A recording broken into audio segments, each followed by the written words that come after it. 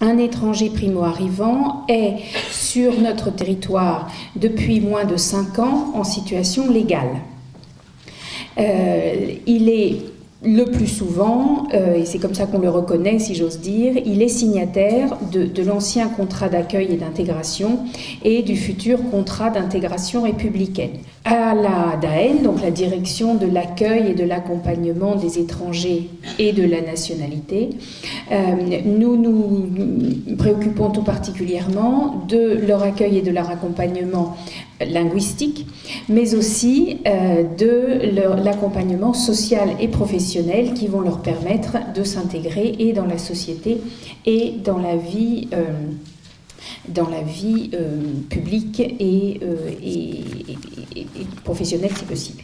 Le premier constat, c'est celui de la méconnaissance que nous avons du niveau de langue de cette cohorte de 110 000 personnes lorsqu'elle arrive sur notre territoire. Nous nous interrogeons sur un certain nombre de choses, notamment, Christine vous le disait à l'instant, les questions liées à la scolarisation dans les pays d'origine, mais nous ne savons pas quel est son niveau de compétence linguistique tel qu'on l'entend dans le cadre européen.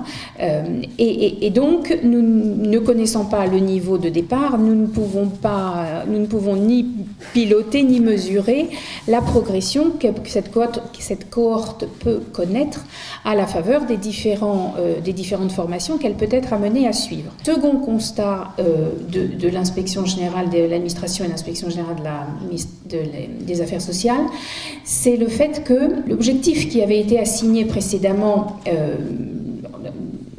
de façon législative et réglementaire en termes d'apprentissage, c'était l'obtention d'un diplôme dont le niveau, quelque part, manquait d'ambition par rapport aux nécessités que rencontrent les primo-arrivants eux-mêmes pour s'intégrer dans notre société. Le seuil fixé à un niveau en plus difficile à matérialiser, qui était ce niveau A1.1, ne fait pas état de suffisamment de connaissances et de compétences pour permettre une intégration réussie dans tous ces volets.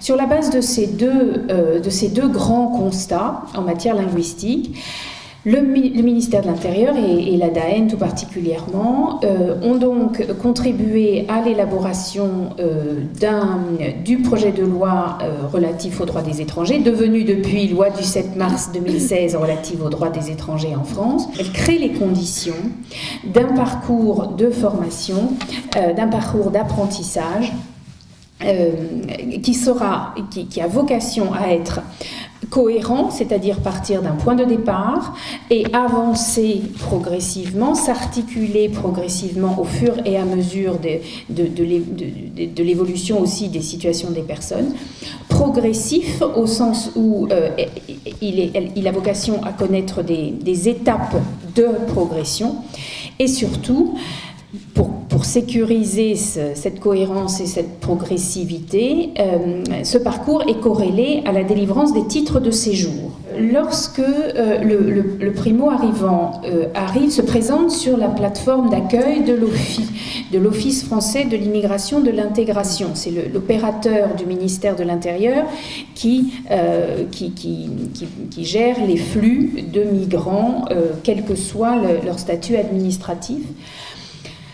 Lorsque donc les primo-arrivants se présentent sur la plateforme, ils sont soumis à une évaluation de leur niveau de langue strictement adossé au cadre européen, aussi bien s'agissant de leurs compétences écrites que de leurs compétences orales. Cette évaluation se traduit... Alors, elle est purement... langagière, elle n'a pas d'autre enjeu que celui-là, elle nous donne simplement à voir ce niveau de langue par rapport au cadre européen, par rapport au niveau A1. Elle est strictement adossée au descripteur du niveau A1, que j'imagine vous connaissez, qui décrivent à quoi correspond en termes de compétences ces différents niveaux, et en l'occurrence le niveau A1. Et en fonction du résultat obtenu par la personne, un parcours de formation lui est prescrit. Ainsi, La personne dont le score sera le plus faible, c'est celui dont on supposera qu'il a le plus de besoins. Et donc, le parcours de formation le plus long lui sera non pas proposé, mais imposé. C'est un parcours de 200 heures. Le score de la personne qui est un peu intermédiaire, donc qui révèle des besoins moins importants que le précédent, déclenchera une prescription d'un parcours de formation à 100 heures. Et enfin, pour les personnes qui ont un score qui se rapproche du niveau A1, des 100% du niveau A1, mais qui n'y est pour autant pas, eh bien un parcours plus court de 50 heures lui sera proposé, qui permet ce dernier, j'allais dire, petit coup de pouce pour recaler un petit peu les connaissances et les compétences. Ces parcours ont été structurés de façon volontairement prescriptive et contraignante. Nous sommes partis de l'idée qu'un primo-arrivant, lorsqu'il arrive dans un pays d'accueil où il entend s'installer durablement, a besoin de savoir s'exprimer dans 3 grands domaines que sont la vie pratique, celle qui permet de fonctionner au quotidien, la vie publique, celle qui permet d'être sensibilisé aux grands principes qui structurent la société, et la vie professionnelle, puisque nous partons de l'idée que l'intégration, pour qu'elle soit pleinement réussie, doit connaître un volet d'intégration dans l'emploi. Ce sont 3 grands champs qui se sont déclinés en autant de prescriptions. Les champs ont été découpés en notions et en thèmes, et les organismes de formation qui ont été sélectionnés dans le cadre du marché public sont ceux qui ont vu que les parcours qu'ils avaient à construire devaient respecter ces prescriptions et devaient les traiter comme ça leur était demandé. S'agissant du monde professionnel, bon, je n'entre pas dans tous les détails, mais il nous a paru important de sensibiliser dès leur arrivée les personnes au fait que l'intégration dans la vie professionnelle présuppose une sensibilisation au monde du travail, une sensibilisation aux droits et devoirs des salariés, à la nécessité de former un projet professionnel qui a vocation à évoluer bien sûr, mais qui doit être structuré, et enfin une première sensibilisation aux codes et postures de la vie professionnelle. Ces prescriptions n'ont que l'ambition qu'elles ont, c'est-à-dire c'est le premier contact du primo-arrivant avec la langue française et avec tous ces volets. Pour autant, il est important d'y être exposé, y compris pour des publics dont on me dit, certaines femmes notamment, arrivent en indiquant qu'elles ne souhaitent pas entrer tout de suite dans la vie professionnelle, ce qui se comprend très très bien.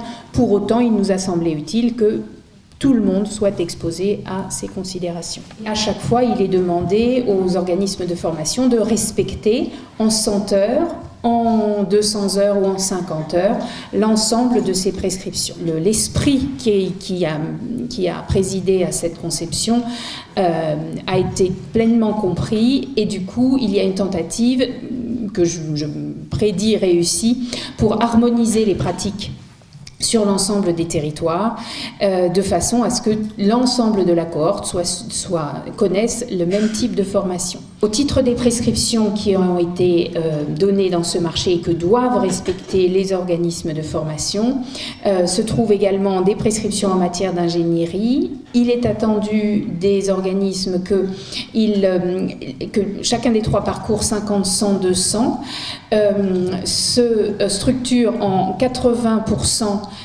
d'enseignement en présentiel, l'enseignement traditionnel, 10% avec l'utilisation des nouvelles technologies et 10% de mise en situation. Donc vous voyez l'idée qui est de justement créer les conditions de cette autonomie future des personnes qui pourront basculer vers des outils électroniques pour compléter leur auto-formation. Enfin, le dernier point que je voulais partager avec vous, c'est le fait que ce qui vient d'être dit donc, concerne la toute première étape, l'arrivée des personnes sur notre territoire et le type de formation linguistique auquel ils sont exposés en lien avec la délivrance des titres. Je n'ai pas conclu sur ce point tout à l'heure. L'évaluation initiale est suivie dans les formations d'une évaluation intermédiaire et finale, et c'est la progression entre ces trois chiffres, j'allais dire, qui atteste ou qui matérialise les deux concepts qui sont au cœur de la loi du 7 mars, à savoir l'assiduité et le sérieux.